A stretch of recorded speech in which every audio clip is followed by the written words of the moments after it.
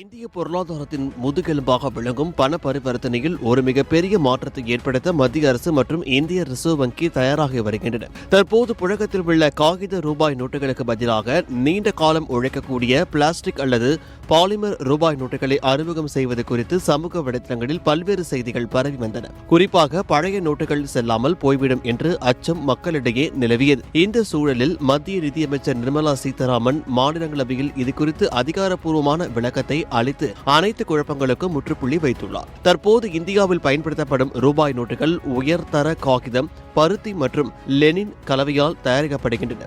இதனால் இவை அடிக்கடி கிழிவது, அழுக்காவது மற்றும் கசங்குவது போன்ற பிரச்சனைகளால் விரைவில் சேதமடைகின்றன. இத்தகைய சேதமடைந்த நோட்டுகளை திரும்ப பெற்று புதிய நோட்டுகளை அச்சடிக்க இந்திய ரிசர்வ் வங்கி ஆண்டுதோறும் ஆயிரக்கணக்கான கோடி ரூபாயை செலவிட வேண்டியுள்ளது. இதற்கு தீர்வாகவே ஆஸ்திரேலியா, சிங்கப்பூர், கனடா மற்றும் நியூசிலாந்து போன்ற வளர்ந்த நாடுகளில் புழக்கத்தில் உள்ள பாலிரோப்ளின் என்ற சிறப்பு வகை பிளாஸ்டிக் பொருளால் தயாரிக்கப்படும் பாலிமர் நோட்டுகளை இந்தியாவில் அறிமுகம் செய்ய திட்டமிடப்பட்டுள்ளது. இந்த பாலிமர் அல்லது பிளாஸ்டிக் ரூபாய் நோட்டுகள் சாதாரண காகித நோட்டுகளை விட 3 முதல் 4 மடங்கு அதிக ஆயுள் கொண்டவை. இவை தண்ணீரில் நனைந்தாலும் அல்லது அழுக்கானாலும் பாதிக்கப்படாது என்பதுடன் இவற்றை கிழிப்பதும் மிகவும் கடினம். எல்லாவற்றுக்கும் மேலாக கள்ள நோட்டுகளை தயாரிப்பதை தடுக்கும் வகையில் மிக உயர்தரமான பாதுகாப்பு அம்சங்களை இந்த நோட்டுகளில் சேர்க்க முடியும். நிதியமைச்சர் நிர்மலா சீதாராமன் அளித்துள்ள விளக்கத்தின்படி முதற்கட்டமாக 10 மற்றும் 20 ரூபாய் மதிப்பில் சுமார் 100 கோடி ரூபாய் மதிப்பிலான பாலிமர் நோட்டுகளை சோதனை அடிப்படையில் அறிமுகப்படுத்த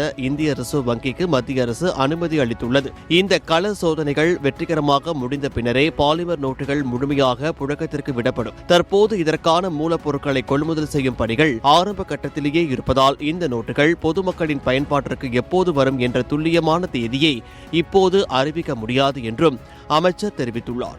ஒருவேளை பிளாஸ்டிக் நோட்டுகள் அறிமுகம் செய்யப்பட்டாலும் ஏற்கனவே புழக்கத்தில் உள்ள காகித ரூபாய் நோட்டுகளும் செல்லுபடியாகும் என்பதால் பொதுமக்கள் அச்சப்பட தேவையில்லை.